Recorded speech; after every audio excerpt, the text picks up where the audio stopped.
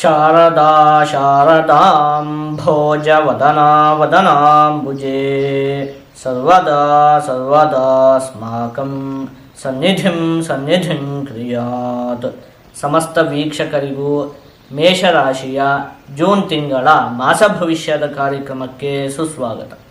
ನಾವು ಮೊದಲಿಗೆ ಈ ಮಾಸದಲ್ಲಿ ನಡೆಯುವಂತಹ ಗ್ರಹಗಳ ಬದಲಾವಣೆಗಳ ಬಗ್ಗೆ ತಿಳಿದುಕೊಳ್ಳೋಣ. ಕುಜಗ್ರಹ ಈ ತಿಂಗಳ 6ನೇ ತಾರೀಕಿನಂದು ಸಿಂಹ ರಾಶಿಗೆ, ಬುಧಗ್ರಹ 6ನೇ ತಾರೀಕಿನಂದು ಮಿಥುನ ರಾಶಿಗೆ, 22ನೇ ತಾರೀಕಿನಂದು ಕಟಕ ರಾಶಿಗೆ, ರವಿಗ್ರಹ 15ನೇ ತಾರೀಕಿನಂದು ಮಿಥುನ ರಾಶಿಗೆ, ಶುಕ್ರಗ್ರಹ 29ನೇ ತಾರೀಕಿನಂದು ವೃಷಭ ರಾಶಿಗೆ ಪ್ರವೇಶವನ್ನು ಮಾಡ್ತಾ ಇರುವಂಥದ್ದು. ಇದಿಷ್ಟು ಕೂಡ ಈ ಮಾಸದಲ್ಲಿ ನಡೆಯುವಂತಹ ಪ್ರಮುಖವಾದ ಗ್ರಹಗಳ ಬದಲಾವಣೆ. ನಾವೀಗ ಇದನ್ನೆಲ್ಲ ಆಧರಿಸಿ ಈ ಮಾಸದಲ್ಲಿ ಮೇಷರಾಶಿಯವರಿಗೆ ಯಾವ ರೀತಿಯಾದಂತಹ ಫಲ ಪ್ರಾಪ್ತಿಯಾಗಲಿದೆ ಅಂತ ಹೇಳಿ ಒಂದೊಂದಾಗಿ ನೋಡ್ತಾ ಹೋಗೋಣ. ಮೊದಲನೇದಾಗಿ ಶುಕ್ರಗ್ರಹ ಈ ಮಾಸದಲ್ಲಿ ನಿಮ್ಮ ರಾಶಿಯಲ್ಲೇ ಸ್ಥಿರವಾಗಿರುತ್ತೆ. ಆ ಶುಕ್ರಗ್ರಹದಿಂದ ನಿಮಗೆ ಅನೇಕ ವಿಧವಾಗಿ ಉತ್ತಮವಾದ ಫಲ ಅಂತ ಹೇಳುವಂಥದ್ದು ಪ್ರಾಪ್ತಿಯಾಗುತ್ತೆ. ವ್ಯಾಪಾರ ವ್ಯವಹಾರವನ್ನು ಮಾಡುತ್ತಿರುವಂತಹ ವ್ಯಕ್ತಿಗಳಿಗೆ ಮತ್ತು ಸ್ವಂತ ಉದ್ಯೋಗವನ್ನು ಮಾಡುತ್ತಿರುವಂತಹ ವ್ಯಕ್ತಿಗಳಿಗೆ ಈ ಮಾಸ ಅತ್ಯಂತ ಉತ್ತಮವಾಗಿದೆ. ಉತ್ತಮವಾಗಿ ಲಾಭ ಅನ್ನುವಂಥದ್ದು ಉಂಟಾಗುತ್ತೆ. ಇನ್ನು ಕಲಾವಿದರುಗಳಿಗೂ ಕೂಡ ಈ ಮಾಸ ಅತ್ಯಂತ ಉತ್ತಮವಾಗಿದೆ. ಅವಕಾಶಗಳ ಪ್ರಾಪ್ತಿ ಅನ್ನುವಂಥದ್ದು ಉಂಟಾಗುತ್ತೆ. ಇನ್ನು ನೀವು ಮಾಡುವಂತಹ ಕೆಲಸ ಕಾರ್ಯಗಳಲ್ಲಿ ನಿಮ್ಮ ಸಂಗಾತಿಯ ಒಂದು ಸಹಕಾರ ಅಂತ ಹೇಳುವಂಥದ್ದು ನಿಮಗೆ ಈ ಮಾಸದಲ್ಲಿ ಪ್ರಾಪ್ತಿಯಾಗುತ್ತೆ. ರವಿಗ್ರಹ ಮತ್ತು ಬುಧಗ್ರಹ ನಿಮಗೆ ಈ ಮಾಸದಲ್ಲಿ ತೃತೀಯ ಭಾವದಲ್ಲಿ ಸ್ಥಿತವಾಗಿರುತ್ತೆ. ಹಾಗಾಗಿ ನಿಮಗೆ ಆತ್ಮವಿಶ್ವಾಸದ ಅಭಿವೃದ್ಧಿ ಅನ್ನುವಂಥದ್ದು ಉಂಟಾಗುತ್ತೆ. ಮಾನಸಿಕವಾದಂತಹ ಸಮಸ್ಯೆಗಳೆಲ್ಲ ಒಂದು ಸ್ವಲ್ಪ ಮಟ್ಟಿಗೆ ಬಗೆಹರಿಯುತ್ತೆ. ಅಂದರೆ ಮನಸ್ಸಿಗೆ ಏನೋ ಒಂದಷ್ಟು ಚಿಂತೆಗಳೆಲ್ಲ ಉಂಟಾಗ್ತಾ ಇರುತ್ತೆ. ಈಗ ಅದರಲ್ಲೂ ಕೂಡ 7:30 ಆರಂಭ ಆಗಿರೋದ್ರಿಂದಾಗಿ ಮುಖ್ಯವಾಗಿ ಮನಸ್ಸಲ್ಲಿ ಸಿಕ್ಕಾಪಟ್ಟೆ ಚಿಂತೆಗಳೆಲ್ಲ ಉಂಟಾಗ್ತಾ ಇರುತ್ತಲ್ಲ, ಆ ಎಲ್ಲ ಚಿಂತೆಗಳು ಕೂಡ ಒಂದು ಸ್ವಲ್ಪ ಮಟ್ಟಿಗೆ ಈ ತಿಂಗಳಲ್ಲಿ ಕಮ್ಮಿ ಆಗುತ್ತೆ. ಯಾಕೆಂದರೆ ಬುಧಗ್ರಹ ಮತ್ತು ರವಿಗ್ರಹ ತೃತೀಯ ಭಾವದಲ್ಲಿ ಸ್ಥಿರವಾಗಿದೆಯಲ್ಲ, ಹಾಗಾಗಿ ಆತ್ಮವಿಶ್ವಾಸದ ಅಭಿವೃದ್ಧಿ ಉಂಟಾಗುತ್ತೆ. ಈ ಚಿಂತೆಗಳೆಲ್ಲ ಒಂದು ಸ್ವಲ್ಪ ಮಟ್ಟಿಗೆ ಕಮ್ಮಿ ಆಗುತ್ತೆ.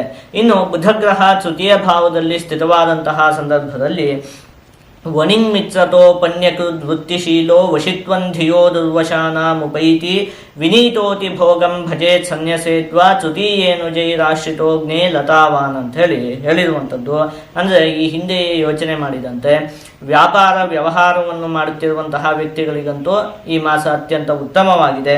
ಮತ್ತು ಮುಖ್ಯವಾಗಿ ನಿಮಗೆ ಈ ಮಾಸದಲ್ಲಿ ಸ್ನೇಹಿತರಿಂದ ಒಂದಷ್ಟು ಸಹಕಾರ ಸಿಗುತ್ತೆ. ಈ ಮಾಸದಲ್ಲಿ ನಿಮಗೆ ಸ್ನೇಹಿತರೇ ಬೆನ್ನೆಲುಬು. ಏನೇ ಸಮಸ್ಯೆಗಳು ಬಂದರೂ ಕೂಡ ನಿಮ್ಮ ಸ್ನೇಹಿತರೇ ನಿಮಗೆ ಸಹಾಯವನ್ನು ಮಾಡ್ತಾರೆ. ಸ್ನೇಹಿತರಿಂದ ನಿಮಗೆ ಈ ಮಾಸದಲ್ಲಿ ಒಂದಷ್ಟು ಲಾಭ ಅಂತ ಹೇಳುವಂಥದ್ದು ಉಂಟಾಗುತ್ತೆ. ಇನ್ನು ಹಾಗೆ ಒಡ ಹುಟ್ಟಿದವರ ಒಂದು ಸಹಕಾರ ಕೂಡ ಈ ಮಾಸದಲ್ಲಿ ಪ್ರಾಪ್ತಿಯಾಗುತ್ತೆ. ಅಣ್ಣ ತಮ್ಮ ಅಕ್ಕ ತಂಗಿ ಇವರುಗಳ ಒಂದು ಸಹಕಾರ ಅಂತ ಹೇಳುವಂಥದ್ದು ಕೂಡ ನಿಮಗೆ ಈ ಮಾಸದಲ್ಲಿ ಪ್ರಾಪ್ತಿಯಾಗುತ್ತೆ. ವಿದೇಶಿ ವ್ಯವಹಾರವನ್ನು ಮಾಡ್ತಾ ಇರುವಂತಹ ವ್ಯಕ್ತಿಗಳಿಗೂ ಕೂಡ ಈ ಮಾಸದಲ್ಲಿ ಅತ್ಯಂತವಾಗಿ ಲಾಭ ಅನ್ನುವಂಥದ್ದು ಉಂಟಾಗುತ್ತೆ. ಇನ್ನು ಈ ಮಾಸದಲ್ಲಿ ನೀವೊಂದು 2 ವಿಚಾರಗಳಲ್ಲಿ ಒಂದು ಸ್ವಲ್ಪ ಜೋಪಾನವಾಗಿರಬೇಕು. ಅದೇನು ಅಂದರೆ ಕುಜಗ್ರಹ ಮತ್ತು ಕೇತುಗ್ರಹ ಇವೆರಡೂ ಕೂಡ ನಿಮಗೆ ಪಂಚಮ ಭಾವದಲ್ಲಿ ಸ್ಥಿತವಾಗಿರುವಂಥದ್ದು. ಹಾಗಾಗಿ ಮುಖ್ಯವಾಗಿ ವಿದ್ಯಾರ್ಥಿಗಳು ವಿದ್ಯಾಭ್ಯಾಸದ ಕಡೆಗೆ ಹೆಚ್ಚಿನ ಗಮನವನ್ನು ಕೊಡಬೇಕಾಗತ್ತೆ. ಹಾಗೆ ಹೊಟ್ಟೆಗೆ ಸಂಬಂಧಿಸಿದಂತಹ ಆರೋಗ್ಯದ ವಿಚಾರದಲ್ಲಿಯೂ ಕೂಡ ನೀವು ಒಂದು ಸ್ವಲ್ಪ ಜೋಪಾನವಾಗಿ ಇರಬೇಕಾಗುತ್ತೆ. ಈ ಮಾಸದಲ್ಲಿ ನೀವು ಹಿತಮಿತವಾಗಿ ಆಹಾರವನ್ನು ಸೇವಿಸಬೇಕಾಗತ್ತೆ. ಯಾವುದೋ ಒಂದು ಆಹಾರ ತುಂಬ ಚೆನ್ನಾಗಿದೆ ರುಚಿಯಾಗಿದೆ ಅಂತ ಹೇಳಿ ಹೊಟ್ಟೆಗೆ ಎಷ್ಟು ಬೇಕಾಗಿರುತ್ತೋ ಅದಕ್ಕಿಂತಲೂ ಕೂಡ ಒಂದು ಸ್ವಲ್ಪ ಹೆಚ್ಚಿಗೆ ತಿಂದಂತಹ ಪಕ್ಷದಲ್ಲೆಲ್ಲ ಒಂದು ಸ್ವಲ್ಪ ಸಮಸ್ಯೆಗಳೆಲ್ಲ ಉಂಟಾಗುವುದಕ್ಕೆ ಅವಕಾಶ ಇರುತ್ತೆ. ಹಾಗಾಗಿ ಆಹಾರದ ವಿಚಾರದಲ್ಲಿ ನೀವು ಈ ಮಾಸದಲ್ಲಿ ಒಂದು ಸ್ವಲ್ಪ ಜೋಪಾನವಾಗಿರಬೇಕು. ಇನ್ನು ಹೊಟ್ಟೆಗೆ ಸಂಬಂಧಪಟ್ಟಿರುವಂತಹ ಆರೋಗ್ಯದ ವಿಚಾರದಲ್ಲಿಯೂ ಕೂಡ ಒಂದು ಸ್ವಲ್ಪ ಜೋಪಾನವಾಗಿರಬೇಕಾಗತ್ತೆ. ಇನ್ನು ಉದ್ಯೋಗದ ಸ್ಥಳದಲ್ಲಿಯೂ ಕೂಡ ನೀವು ಒಂದು ಸ್ವಲ್ಪ ಜಾಗರೂಕರಾಗಿರಬೇಕು. ಏನು ಉದ್ಯೋಗದ ಸ್ಥಳದಲ್ಲಿ ಜಾಗರೂಕರಾಗಿರುವಂಥದ್ದು ಅಂತ ಹೇಳಿದರೆ, ನಿಮಗೆ ಉದ್ಯೋಗದ ಸ್ಥಳದಲ್ಲಿ ಏನೇನು ನಿಯಮಗಳಿದೆಯೋ ಅವುಗಳನ್ನೆಲ್ಲ ನೀವು ಚಾಚೂ ತಪ್ಪದೆ ಪಾಲಿಸಬೇಕಾಗತ್ತೆ. ನೀವೇನೋ ಒಂದು ಉದ್ಯೋಗವನ್ನು ಮಾಡ್ತಾ ಇರ್ತೀರಲ್ಲ, ಆ ಉದ್ಯೋಗಕ್ಕೆ ಒಂದಷ್ಟು ನಿಯಮಗಳಿರ್ತವೆ. ಅಂದರೆ ಇಷ್ಟೊತ್ತಿಗೆ ಹೋಗಬೇಕು, ಇಷ್ಟೊತ್ತಿಗೆ ಬರಬೇಕು, ಅಲ್ಲಿ ಈ ರೀತಿಯಾಗಿ ವರ್ತನೆಯನ್ನು ಮಾಡಬೇಕು ಅಂತ ಹೇಳಿ ಒಂದಷ್ಟು ನಿಯಮಗಳಿರುತ್ತಲ್ಲ, ಆ ಯಾವ ನಿಯಮವನ್ನು ಕೂಡ ನೀವು ತಪ್ಪಿ ನಡೆಯಬಾರದು. ಆಯಿತಾ? ಉದ್ಯೋಗದ ವಿಚಾರದಲ್ಲಿ ನೀವು ಆದಷ್ಟು ಜಾಗರೂಕತೆಯನ್ನು ವಹಿಸಬೇಕಾಗುತ್ತೆ. ಇನ್ನು ಶನಿಗ್ರಹ ನಿಮಗೆ ದ್ವಾದಶ ಭಾವದಲ್ಲಿ ಸ್ಥಿತವಾಗಿರುವುದರಿಂದಾಗಿ ಈ ಮಾಸದಲ್ಲಿ ನೀವು ಸಾಲವನ್ನು ಕೊಡುವುದಕ್ಕೆ ಹೋಗಬಾರ್ದು. ಈ ಒಂದು 2-3 ವಿಚಾರದಲ್ಲಿ ನೀವು ಒಂದು ಸ್ವಲ್ಪ ಜೋಪಾನವಾಗಿರಬೇಕು. ಇನ್ನು ಉಳಿದಂತಹ ವಿಷಯದಲ್ಲೆಲ್ಲ ನಿಮಗೆ ಅಭಿವೃದ್ಧಿ ಅನ್ನುವಂಥದ್ದು ಉಂಟಾಗುತ್ತೆ. ಈಗ ಇದನ್ನೆಲ್ಲ ಒಟ್ಟುಗೂಡಿಸಿ ಒಂದೊಂದೇ ವಿಚಾರದಲ್ಲಿ ಈ ಮಾಸದಲ್ಲಿ ಯಾವ ರೀತಿಯಾದಂತಹ ಫಲ ಪ್ರಾಪ್ತಿಯಾಗುತ್ತೆ ಅಂತ ಹೇಳಿ ನೋಡ್ತಾ ಹೋಗೋಣ.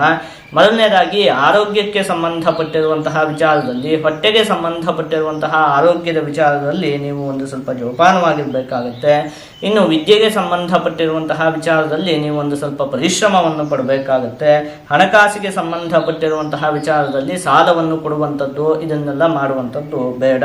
ಇನ್ನು ಕುಟುಂಬಕ್ಕೆ ಸಂಬಂಧಪಟ್ಟಿರುವಂತಹ ವಿಚಾರದಲ್ಲಿ ನಿಮಗೆ ಈ ಮಾಸದಲ್ಲಿ ಕುಟುಂಬದ ಸಹಕಾರ ಅಂತ ಹೇಳುವಂಥದ್ದು ಪ್ರಾಪ್ತಿಯಾಗುತ್ತೆ, ಚೆನ್ನಾಗಿದೆ. ಇನ್ನು ಉದ್ಯೋಗಕ್ಕೆ ಸಂಬಂಧಪಟ್ಟಿರುವಂತಹ ವಿಚಾರದಲ್ಲಿ ನಾನು ಈ ಹಿಂದೆಯೇ ಯೋಚನೆ ಮಾಡಿದಂತೆ ನಿಮಗೆ ಏನೇನು ಉದ್ಯೋಗದ ನಿಯಮಗಳಿದಾವೋ ಅವುಗಳನ್ನೆಲ್ಲ ನೀವು ಚಾಚು ತಪ್ಪದೆ ಪಾಲಿಸಬೇಕು. ಆ ರೀತಿಯಾಗಿ ನೀವು ನಡೆದುಕೊಂಡ್ರೆ ನಿಮಗೆ ಯಾವುದೇ ದೊಡ್ಡ ಮಟ್ಟಿನ ಸಮಸ್ಯೆ ಅನ್ನುವಂಥದ್ದು ಉಂಟಾಗುವುದಿಲ್ಲ. ಆದಷ್ಟು ನೀವು ಈ ಮಾಸದಲ್ಲಿ ಆಂಜನೇಯ ಸ್ವಾಮಿಯ ಆರಾಧನೆಯನ್ನು ಮಾಡಬೇಕು. ಹೀಗೆ ಮಾಡುವುದರಿಂದ ನಿಮಗೆ ಯಾವುದೇ ಅಶುಭ ಫಲ ಅಂತ ಹೇಳುವಂಥದ್ದು ಪ್ರಾಪ್ತಿಯಾಗುವುದಿಲ್ಲ. ಜೊತೆಗೆ ಎಲ್ಲ ಶುಭ ಫಲಗಳು ಕೂಡ ಸಂಪೂರ್ಣವಾಗಿ ಪ್ರಾಪ್ತಿಯಾಗುತ್ತೆ.